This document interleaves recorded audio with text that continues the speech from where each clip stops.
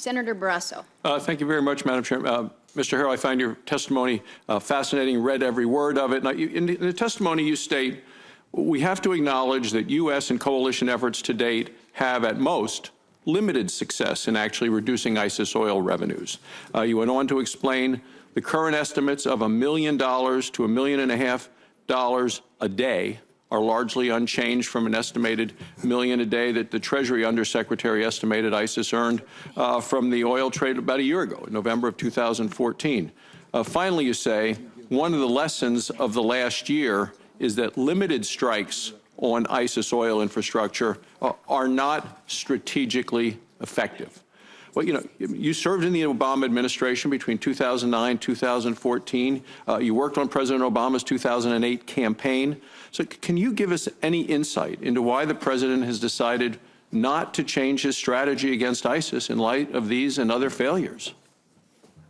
Thank you, Senator, for the question. And I should begin by saying I do actually think that the significantly increased operational tempo and range of targets that we've seen DOD begin striking over the last 3 or 4 weeks is a very important step.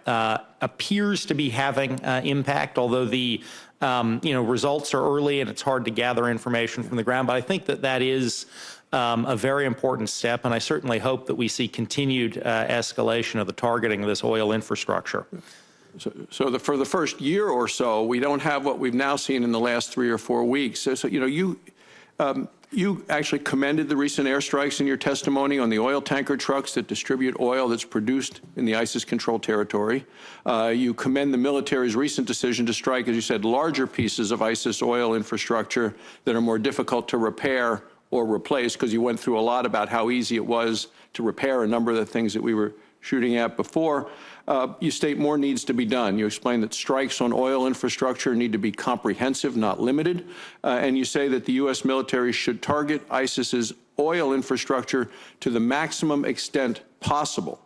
And there should be no part of ISIS oil enterprise where people feel safe to work. So, as a former official in the Obama administration, do you believe the administration today is prepared to actually take those additional steps that you've outlined? I certainly think that what we have seen, all of us have seen over the last month, is a very welcome increase in operational tempo. I would say, obviously, it does take time to develop targeting packages. I do think that the raid on Abu Sayyaf, the ISIS oil minister, essentially, in May, provided a variety of important information that's been useful for targeting. It no doubt took time to decode, translate all that information and use it. And certainly where we are today is a welcome tempo, and I hope it continues. Because I did want to ask you, along those lines, you had mentioned that government officials have concerns about avoiding permanent damage, you said, to Syrian oil infrastructure, given that oil will be a key piece of rebuilding a post-conflict Syria. So, I wonder to what extent officials within the Obama administration continue to have these concerns. Senator, thank you very much. I obviously can't speak to the current thinking of the Obama administration. I do think that while there are legitimate concerns, you always want to weigh collateral costs. Where we are today, in my view, the threat we're facing is such that the weight of destroying the infrastructure needs to weigh very heavily on the scales. So you'd agree that it's more important to first defeat ISIS and then worry about the details of rebuilding Syria? I think clearly ISIS is the most serious terrorist threat we face today, and we need to take all practical steps to defeat them. You also talk a bit about, beyond oil, the natural gas business in Syria, explaining that over the last year, ISIS captured important Syrian natural gas fields. You say multiple sources indicate that ISIS sells natural gas to the Assad regime, largely to fuel electricity production. And finally, you say that you have heard from U.S. government sources that the natural gas trade between ISIS and the Assad regime is at this point significantly larger than the oil trade between them. So do you know how much ISIS earns from producing and selling their natural gas? I unfortunately don't have a good estimate or breakdown for that specific number. The information I think I and probably other experts have gotten on that front has been anecdotal. I don't know if my colleague, Dr. Crane, would like to comment. Dr. Crane, would you like to weigh in?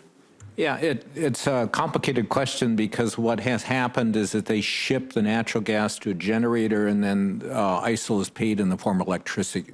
So the dollar amount is not very useful, but it does help ISIL to have access to electric power. I guess then my final question, Madam Chairman, is to Mr. Harrell, as well as if Dr. Crane wants to jump in. Do you believe it's easier or more difficult to cut off this in terms of natural gas versus oil? And do you have any thoughts on, because obviously the revenue is different, but still there's a price being paid. On natural gas, as you well know, it would be the generating plant that it goes to. It would be difficult to target the pipeline per se because it's hard to hit.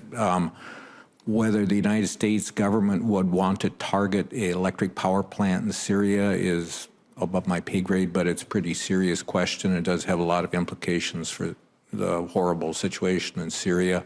And as we mentioned on the oil side, I think we will decrease revenues, but it's not going to go away. There's, you can haul it in pickup trucks, you'll fix terminals and things like that. It's helpful, but it doesn't make it disappear. Thank you. Thank you, Madam Chair.